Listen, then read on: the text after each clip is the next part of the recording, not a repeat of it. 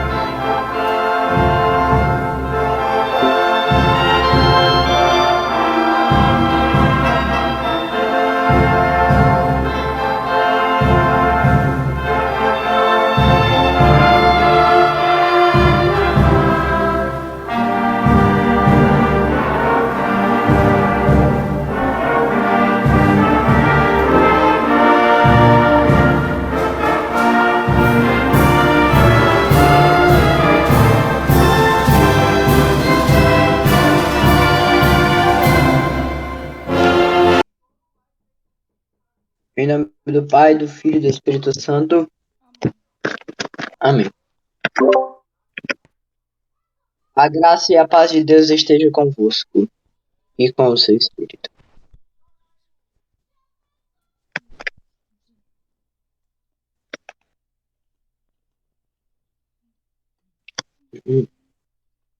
Caríssimos irmãos e irmãs presentes aqui, quero desejar a todos que sejam muito bem-vindos aqui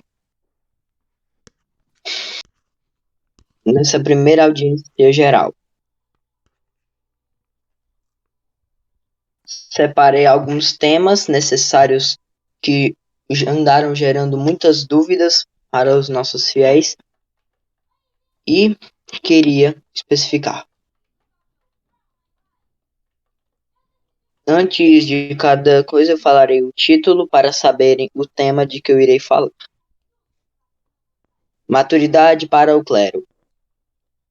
A maturidade para os nossos presbíteros é necessário para vivermos levando totalmente a sério a palavra de Cristo. O altar não é lugar para brincadeiras, pois no altar temos o Calvário. Se não temos maturidade, demonstramos não nos importarmos com um Cristo Jesus. Aquela comunhão apresentada cotidianamente, com essas atitudes, sacrilhamos a ela, a Cristo e a solicitude da missa. Com presbíteros respeitosos, se demonstra reconhecer a verdade que é Cristo, pois não ficam como loucos para retirar o Cristo dos leigos. O respeito. O respeito ao próximo é totalmente necessário, pois Cristo nos fala para respeitarmos quando fala. Amais uns aos outros. Jesus veio para ensinar o amor, que foi muito deixado de lado em sua época. Compreender, respeitar e ouvir o irmão são virtudes grandiosas, pois somos tornados verdadeiros com essas ações e fazemos a vontade do Pai que está no céu. Mas como posso amar um criminoso? O perdão é necessário nestes casos, pois o amar que Cristo fala é o respeito e compaixão com o próximo. Quando aprendemos que o perdão é mais forte do que a amargura, seremos sementes frutíferas. A vivência na fé. Viver na fé é ter o cotidiano, não ignorando Deus, mas sim ter a paz cotidiana oferecida por Ele. Eu, em minha vivência, quero ser um sinal de Cristo na terra com minha vida, meus ensinamentos, esperando o dia do retorno de Cristo para a bondade do mundo ser levada para a recompensa celeste. A vivência na fé torna-se para nós não ilusão falsária, mas sim uma realidade plena e eterna. Eu todos os dias suplico os dons ao Espírito Santo, Não me acho digno de pedir nada a ele, mas como é misericordioso, me concede com paciência eterna, me acolhe em seus braços. Não me acho melhor por acreditar e ter a minha vivência em Deus, mas tenho certeza que terei o melhor confessor, o melhor ouvinte e meu melhor amigo. Sou um homem que estará sempre a serviço de Deus, pois cotidianamente tenho contato com ele. Mas você é o Papa, tem que ter mesmo contato com Deus. Sou Papa, mas sou humano, pois necessito dessa convivência para me manter em Jesus. Mas a oração é o nosso contato diário com Deus, pois sem ela, ou sem a invocação do nome de Jesus, ficaremos fracos, sem motivo para viver. Cada dia na presença de Deus é uma dádiva, pois explorar em sua santidade eterna e aprender com ele é belo, pois o nosso sofrimento é acalmado por ele.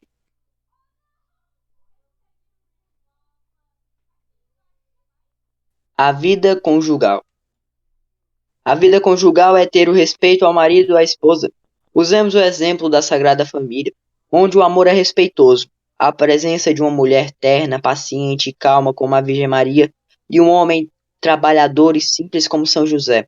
O amor entre esposa e marido é eterno, pois nem mesmo cartório, papa, nem ninguém humano separa quem se ama de verdade.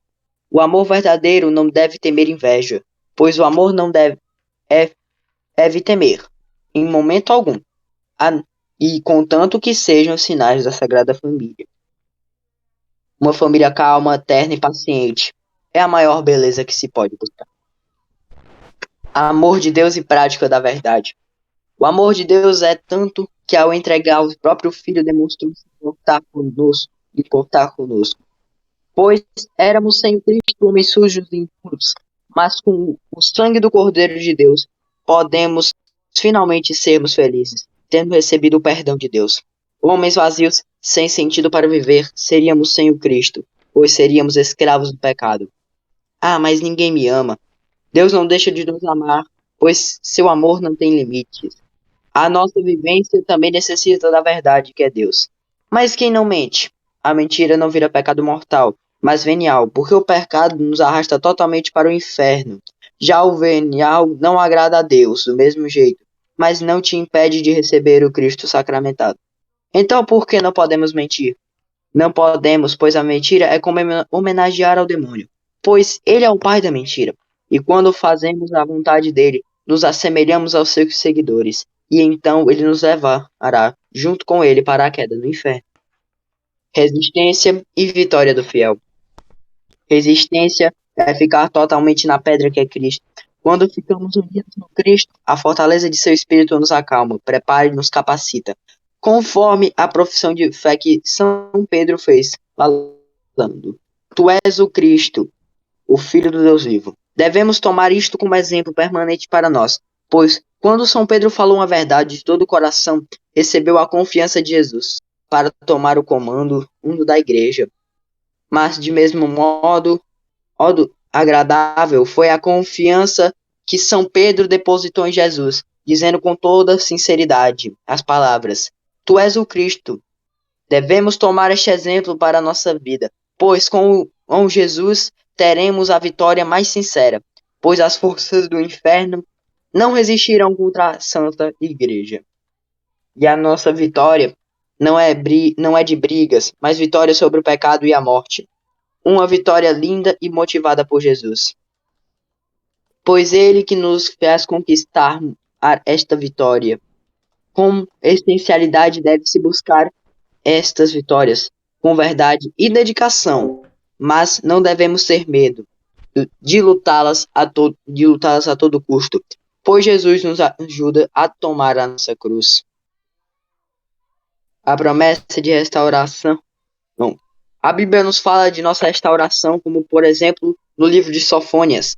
Vou purificar os lábios dos povos, para que todos possam invocar o nome de Yahvé, e servir a ele de comum acordo. O texto acrescentado no pós-exílio, a profecia de Sofônias é lida pelo resto de Israel, que experimentou as maiores catástrofes. Mas como nos diz sempre a nossa restauração do pecado chegará e será belo, como o hino de alegria em Sião. Somos como um templo quebrado pelo pecado, mas Deus é o nosso engenheiro que estará nos reconstruindo. Quando se fala de reconstrução, dúvidas são geradas, por exemplo. Se serei reconstruído, onde estão os sinais que nos foram tanto prometidos?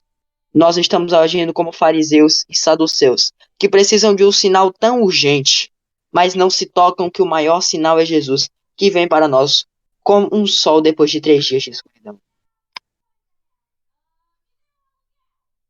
A nossa vida terrena e humana fica escondida? Não fica escondida. Foi uma pergunta muito simples que tem que ser feita. É uma pergunta que muitas pessoas já me fizeram. A igreja te faz rapidamente, sem mais nem menos, te parar de pecar? Bom, a igreja não motiva o pecado, pois a vê com maus olhos. Mas a igreja não, tipo, ela não faz assim, ó. Ela, tipo, não pega você nos braços dela e devora todo o pecado rapidamente. Ela te limpa daquelas maus ideias, porque você aí tem um apoio. Que apoio é este? O Cristo Jesus. Ah, mas eu tenho medo de lutar as batalhas. Muitas pessoas tiveram medo dessas batalhas, porque muitos morreram nelas. Você acha que alguma delas queria morrer? A resposta é simples: não. Nenhuma queria acabar padecendo. Mas Deus é um rei vitorioso. Ele não é preciso se esconder à sua majestade. Quem realmente o conhece sabe que seu poder não tem limites. Sua majestade é grandiosa. Então, desde sempre, Deus é um rei vitorioso e um bom pastor. Os fariseus e os saduceus, eles querem algum sinal vindo do céu. Embora não sejam capazes de compreender os sinais comunicados pela natureza, como nós vamos pedir um sinal, sendo que o sinal está ao nosso redor e nós não conseguimos o ver? Pessoas vão mentir, vão inventar, vão criar teologias e igrejas próprias, vão colocar-se como um sumo pontífice para destruir a Santa Madre Igreja de Roma. Nós temos que é preciso para nós uma decisão radical: seguir o certo ou cair na lábia falsária. E Cristo vem e defende o direito dos pobres como sempre defendeu. Mas Cristo não chega como uma pessoa, um militante e fica dizendo: ai, você é isso aqui, você é isso aqui. Cristo vem e mostra apenas a verdade. Uma verdade tão singela. Pois todo aquele que proclama o nome do Senhor, esse não cairá. Pois o Cristo ainda tem aquilo, né? Vou purificar o lábio dos povos para que todos possam invocar o nome de Yahvé, servir a ele de comum acordo. Livro de Sofônias. Ainda hoje temos pessoas que lutam contra a Igreja Católica.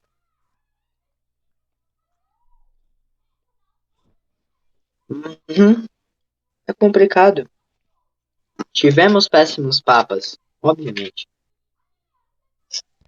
Mas fora disso, tivemos papas maravilhosos, que no qual chegaram e entregaram aquilo que era a verdade, que é o Cristo. São Toribio Romo já nos fala: não me deixei um dia sem a Eucaristia. E Cristo também já nos contou a parábola dos talentos. Para quem não conhece, eu vou contar. Porque o reino dos céus é como um homem que, estando para viajar, chamou seus servos e entregou seus bens para eles. A um ele entregou 5 talentos, a outro 2, ao terceiro 1, e cada qual segundo a própria capacidade, e partiu imediatamente. Aquele que tinha recebido 5 talentos negociou com eles e ganhou outros 5. Do mesmo modo, aquele que tinha recebido 2 ganhou outros 2. Mas aquele que tinha recebido foi, cavou um buraco na terra e escondeu o dinheiro de seu senhor. Depois de muito tempo, o senhor desses servos voltou e foi acertar as contas com eles. Aproximou-se aquele que tinha recebido 5 talentos e lhe apresentou outros 5, dizendo: O sen... o Senhor me deu 5 talentos.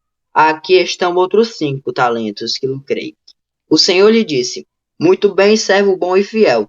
Você foi fiel no pouco. Eu lhe confiarei muito mais. Entre para participar de alegria de seu senhor. Aproximou-se o que tinha recebido 2 talentos e disse: O Senhor me deu 2 talentos. Aqui estão outros 2 talentos que lucrei. O Senhor lhe disse: Muito bem, servo bom e fiel. Você foi fiel no pouco. Eu lhe confiarei outro muito mais. Entre para participar da alegria de seu senhor. Aproximou-se também o que tinha